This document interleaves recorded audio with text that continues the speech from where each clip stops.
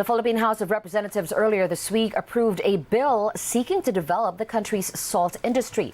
The Philippine Salt Industry Development Act is one of the priority measures of President Ferdinand Marcos Jr., who is also the concurrent agriculture chief. Let's talk about this and the merits of the bill with the Philippine Association of Salt Industry Network's President, Gerard Congon. Good morning, Gerard, and thank you so much for joining Market Edge. Good morning, Rika. Thank you for having me. Our pleasure. Gerard, now this is a good thing that the salt industry has been put into spotlight a couple of months back. Remember, last year we were talking about how a big portion of our salt produce in the country is actually being imported, given that we are an archipelagic country, that we're surrounded by waters. Now, the House bill that has been passed, it's going to move on to the Senate. They're talking about a 5-year plan to increase, number one, salt production, number two, to make the Philippines an exporter of salt. But 5 years of a plan, I think, is too short of a time. Do you think this is feasible or not? Well, development of salt industry in any country takes time.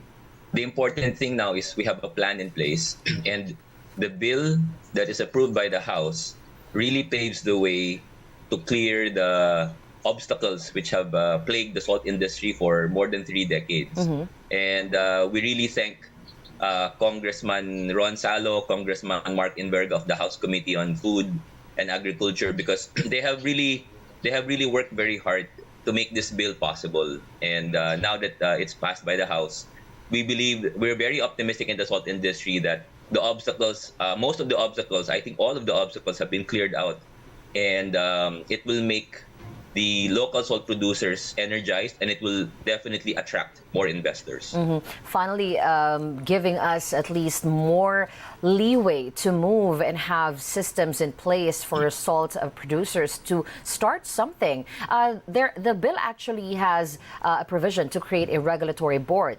They're calling it the Salt Development Industry Council. You, as a producer for a long time, who do you think should be members of the said body? Well, the bill already specifies the members of the body, which includes all the major agencies, including the BFAR, the DOST, so the DNR. These are the agencies that really have a role in playing for making the land accessible for salt production. And we are very happy because the bill already includes provision for proper representation of the private sector and salt producers in the salt industry. So the fact that we are present in the hearing, in the meetings of the government, will ensure that our voice is heard. That's good, but there are very few salt producers who remain in the country. Actually, some of those are even just doing artisanal salt. Do you think with your presence on the board, there can be more producers now, especially because we have a lot of unused salt farms that just died out because of the ABS-CBN law, the iodization law? Yes. Well, the very interesting part about it is local salt or domestic salt is now given a status of non-mandatory iodization, which means that local salt producers, for them, iodization is now optional, but they will be monitored by the council, so that if later on there is a need to increase local iodization, then the council will play a role there. But having the iodization locally to be for local salt producers to be non-mandatory is a major step, because it was one of the difficulties of small and medium producers to iodize that salt. By making it non-mandatory, I believe it will encourage more producers, even fish pond owners, even people who want to invest in making more areas and salt farms available. It will become now not a reason not to do salt, so they will be encouraged. That's what we think. Just a curious question, Gerard. Because of the ABS-CBN law, we do know that iodized salt should be the only one being sold in the market. But when we go to wet markets, the small ones, the palenques in smaller areas, we see non-iodized salt being sold there, even on the streets. With this bill, is this going to be waiving the Is it going to be waiving that now? Can we be able to sell non-iodized salt in wet markets and in groceries too? I think we have to wait for the implementing regulations to come out. However, most salt you will see in the palenques are already imported salt to begin with. So because our country's local production is only 7%, we don't think it will really make that big a dent. So I think the way to go about it now is let's wait for the implementing rules, and the industry will be properly represented. Okay, all right. Looking now, the iodization that we've been talking about, it became a deterrent for our producers. Instead of it becoming a boom because of the iodization law, it became a deterrent for our salt producers to do more. Now, this bill, it seeks to identify which of the locally produced salt may be subjected to ASIN law. As a producer, what do you think is a good ratio, a good balance of how much the produce should be iodized and how much should be left? Really, the focus of the non-mandatory status for local producers is really to help the small producers. You see, there is a certain amount of scale of machine and process and equipment in order to make iodization feasible. In addition, there's marketing and distribution. These are things which a small producer cannot do.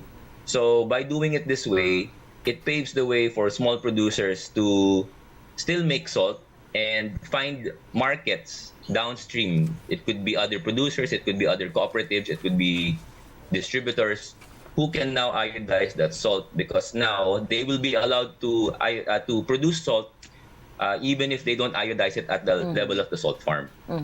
The last time we spoke, Gerard, I do remember that we broke the ASIN law down into finer details.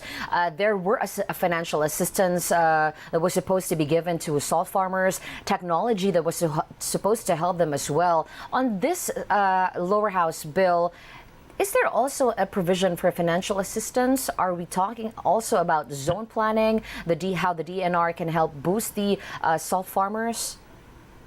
Yes, for financial assistance, we know that there's already a 100 million budget approved that the BFAR is now administering for the salt industry, especially the small producers and artisanal producers. So that project is underway, and we believe that there is even talk of tariffs coming up. The tariffs can now be allocated to further develop the salt industry. So these are the different sources of funds. On the zone planning, we are grateful for this bill, because the bill makes clear that what we call Type 1 climate zones, about 12 provinces are covered, which already paves the way so that it's easier to identify potential areas for salt farms. We have a lot of shoreline, but we're not utilizing them for salt making. That's why the country has to import a lot.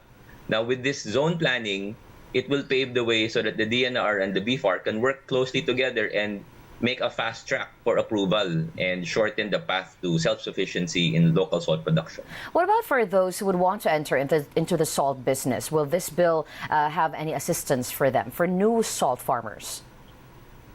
I think there will be a program management office under the BFAR, and that PMO will work with the Philippine Salt Industry Council, which will make it easier to get permits, easier to get funding, easier to acquire technology. We here at PhilASIN are organizing ourselves so that we can coordinate with the different agencies, including the education sector. So, in fact, we're having talks now with the education sector so that we can make more qualified persons who can be salt engineers or salt farm technicians that can easily transfer technology for potential investors and potential salt producers. Would you happen to be a part of the body that they're constructing for this? I hope so. Okay. Yeah, because yes. I'd really want to know how much you're eager to have the how eager you are to look at what can be prioritized first. If we're going to be boosting the local production first, or are we going to be juggling it with exporting salt as a commodity? I think exporting salt is quite a long way to go, given that we're importing more than 90%. Self-sufficiency is the first priority. It's the first order of the day. Once the bill in the House and the Senate are passed and it becomes law, I believe the first order will be to have the IRR or the rules and regulations passed, and then the council will be formed. Since we're already an association recognized already by government bodies, we believe that that process will go faster.